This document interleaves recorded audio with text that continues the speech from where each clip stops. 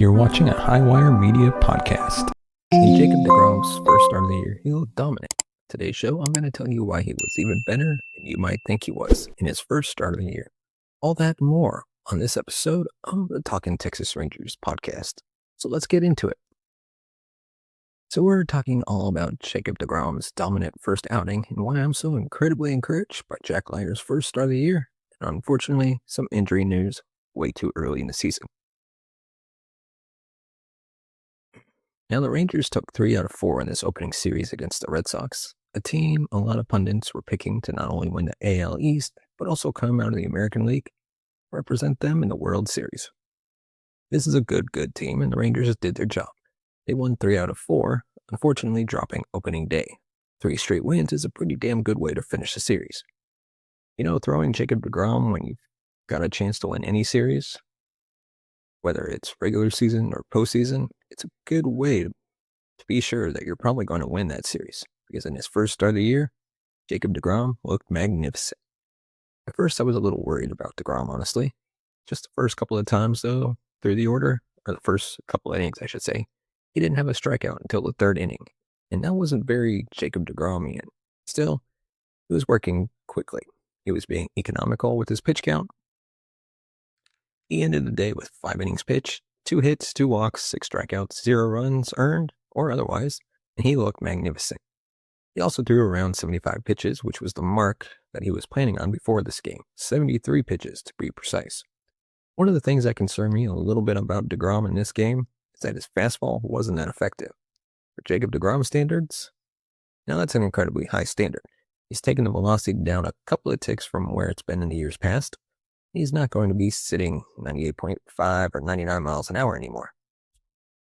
In this game, he averaged 96.7 miles an hour with that four-seam fastball, going up as high as 98.1 and as low as 95.4. But he just wasn't getting the same types of swings he normally gets off that pitch. In fact, he only had 2 swings and misses on 13 swings, only 1 called strike. They weren't chasing it at all. Normally, deGrom's fastball is so good and so well located, which it still was in the spin, velocity, and location, usually make hitters much more likely to chase and swing through it, especially when it's thrown above the zone. That's what makes it such a good swing and miss pitch. But in this game, hitters only swung at it 8% of the time when it was out of the zone. They were seeing it very well.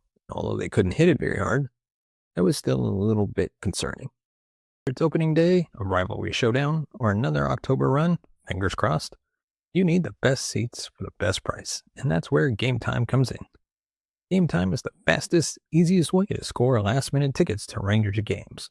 No stress, no sketchy resellers, just killer deals on seats you actually want. And the best part? They show you exactly what your view looks like before you buy. No surprises. Just baseball the way it should be, live and loud at Globe Life Field. Say goodbye to ridiculous fees and hello to Game Time's best price guarantee. You find a cheaper ticket somewhere else, they'll credit you the difference. That's how confident they are that you're getting the best deal. Don't wait, use the link in the description and go get your ticket to the next Rangers game. And get ready to be there when the magic happens. Last minute tickets, lowest prices guaranteed, and that's Game Time. And now back to our episode. Excuse me. After the game, deGrom said, quote, "My front side leaves a little early. It's a little bit lower right now, trying to get it back to where it needs to be. When it's low like that, I tend to pull my glove side towards first base, and I don't like that."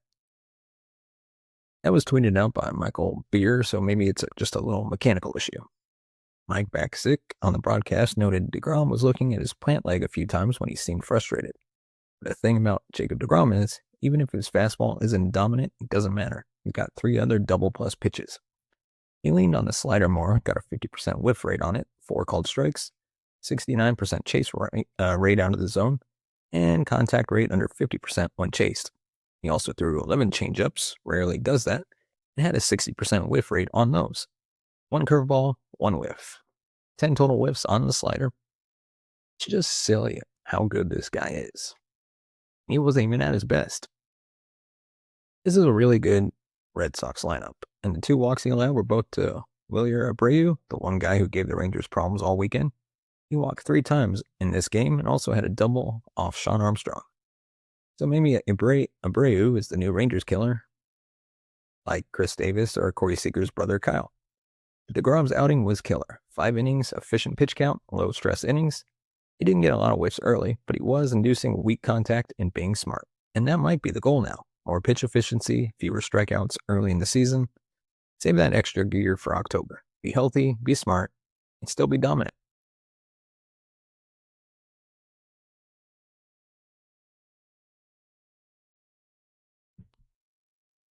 Even without his fastball, his 80 grade pitch, he said, fine, I've got 270 grade pitches and another 80 grade one. I'll use those.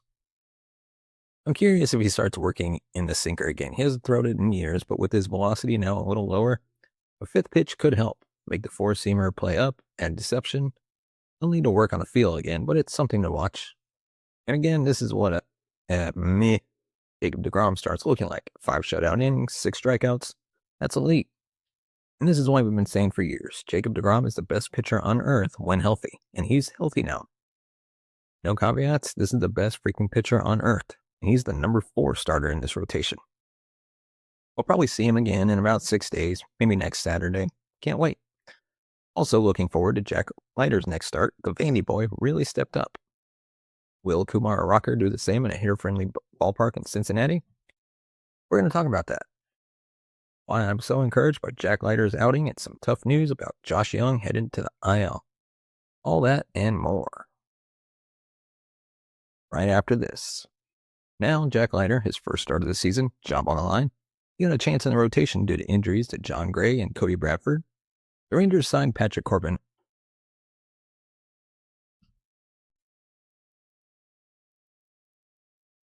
The Rangers signed Patrick Corbin as depth behind him, but Leiter said, quote, no need for Patrick Corbin, no need for Gray or Bradford to rush back. I've got this. This was a great start for Leiter. The kind of start I think he'll give them early on. 5 innings, 1 run, only 1 walk, 4 strikeouts. 3 of those against Rafael Devers. And man, what a miserable series for Devers. Not a third baseman anymore, now DHing, but struggling hard. 10 strikeouts in his first 3 games. Then 2 more in the final one. 12 strikeouts total with lots of whiffs. Even Chris Martin got him with 3 straight whiffs to end an at-bat. Jack looked dominant early. 2 strikeouts in the first inning. Fastball playing well. What impressed me most was the mental fortitude. Pitching through tough spots. It felt, or I should say in the past, it felt like when Leiter got into trouble, he would spiral, like early career Martin Perez. Cruise for a bit, and get in a jam, and then everything just unravels. Leiter had a bit of that last year, not a ton, but enough. He'd get frustrated, and honestly, he just didn't look like he was enjoying being on the mound. But this spring, everything changed. He looks like that guy from Vanderbilt. The strut, the confidence, the cockiness you need as a starter, the I'm the dude swagger, the healthy disdain for hitters. His 4-seam fastball, he was playing at the bottom of the zone. Something that hasn't worked for him much in the past. Normally it plays up, riding action, great vertical break, velocity. But in this game, bottom of the zone was working, and he was getting swings and misses on the sinker too. He threw 28 4-seamers, 24 sinkers, got 6 whiffs on the 4-seamer, 4 on the sinker, 82 pitches, very economical. I think he'll ramp up towards 90 pitches next start, then likely 100 after that.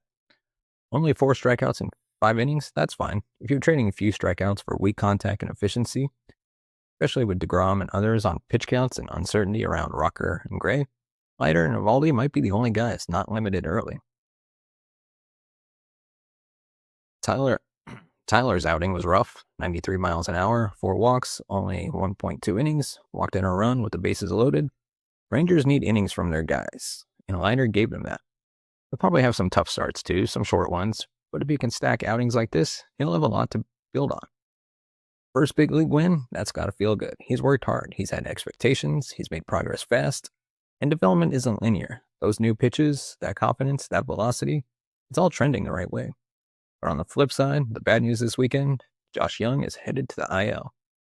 Josh Jung has been dealing with neck spasms at the end of spring. He played through it on opening day, tried to get on Friday, but on a throw to first, he tweaked it again and just couldn't go on. Josh Smith replaced him in that game. Bochy said he likely won't need the full 10 days, maybe just 6 or 7, but they're giving him the full IL stint to make sure it doesn't linger. He's eligible to return April 7th against the Cubs. Bochy added that the time off should help clear it up fully so it's not a reoccurring issue. Jonathan Ornelas was added to the roster to fill Jung's spot, especially since Josh Smith is also day-to-day. In the first inning Saturday, he ran into the wall in left field foul territory, landed weird on his hip and foot, and just didn't look right. Ezekiel Duran replaced him, and Sunday, Corey Seager got a bit of a rest. He's dealt with some calf tightness, didn't start at shortstop opening day. His first few at-bats weren't great, but he's Corey Seager, he'll be fine. That meant the Rangers started Jonathan and Zeke, and yet offensively, those two were rough. You got to remind yourself why when Josh Smith, a Silver Slugger last year, isn't starting, and Zeke Duran is your second backup infielder, that's actually strong depth. But once you get to your third or fourth backup starting game, you can't expect Ornelas to hit 300 with a 900 OPS. So let's hold off on the name calling. Zeke Duran, I'm starting to lose hope he'll be a first division starter long term. He's forcing it offensively and even defensively had some miscues. One bad throw led to a go-ahead run. Jake Berger could have scooped it up, but still. You can only have so much depth. Hopefully this is Jung's only IL stint of the year. Take the time, get healthy, and with a couple of days off built in, you may not miss too many games. The offense overall looks strong. We'll get into that, and the bullpen stepping up big after a rocky game 1, all that and more. Now, I had a little doubt about this Rangers offense was going to be good, very good. But if this is the version of Adolis Garcia we're getting all year, the offense might be unstoppable. What an opening weekend for Adolis Garcia. 2 home runs, 4 RBIs, 4 extra base hits, 2 doubles, 2 homers, and a 1.467 OPS through 15 plate appearances. No strikeouts and 2 walks. He's on pace for 81 home runs and 162 RBIs and 0 strikeouts. Okay, that part won't hold, but still, it's impressive. What's crazy is that both his homers came off breaking balls on the outer edge of the plate. Most hitters take those the other way. Not Adolis. He pulls them 400 plus feet into the left field seats. One was a sweeper, one was a slider. Both were away. He took them and crushed them to left center. He is locked in. He's tied for the team lead in homers with Jonah Heim, who had a 2-homer day on Friday and got to start again on Saturday. He's sharing time with Kyle Higashioka, who also looks good at the plate. And that's a good thing. Competition is exactly what Chris Young said this team needed. Higgy had hit a ton of balls 100 plus miles an hour, just a few too many with a low launch angle. If he starts elevating, he'll be another serious bat. Having 2 strong offensive catchers rotating, keeping them fresh, that's a win for everyone. And then there's Wyatt Langford. Elite plate appearances. First homer, opposite on a high fastball, a laser beam, an infield hit, a walk, a 9-pitch walk against Garrett. Against Garrett on opening day, maybe the best plate appearance anyone has had yet.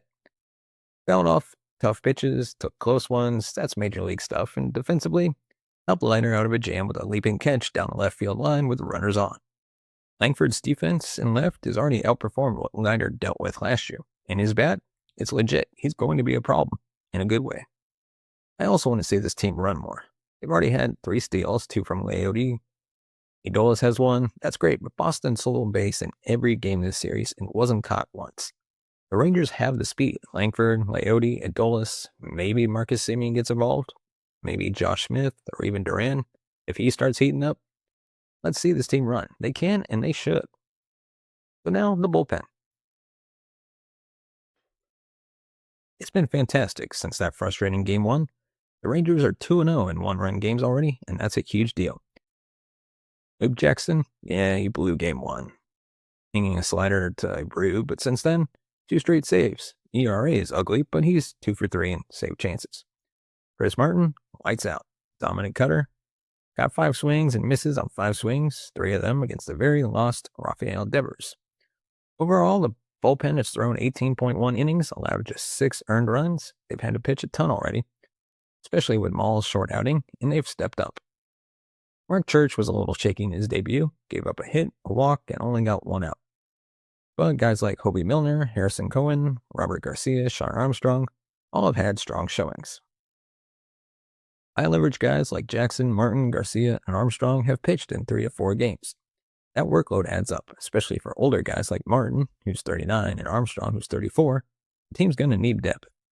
Hopefully the offense can provide cushion so they're not in tight games every night. And that'll help preserve arms, because while this bullpen looks deep and legit, can't run them into the ground in April and expect them to survive until October. So, in summary, it's a great opening weekend. Jacob deGrom was dominant without his best pitch. Jack Leiter got his first MLB win. Adolis Garcia is locked in. Wyatt Langford is here to stay. And the bullpen is stepping up and showing up. The team is in a very good spot to start the season. And man, I am actually happy that Rangers are back in town. Or I should say, back in season. And with that, let me know your thoughts on the opening weekend of the Rangers in the comment section below. Give us a thumbs up if you like our video. Hit that subscribe button down below.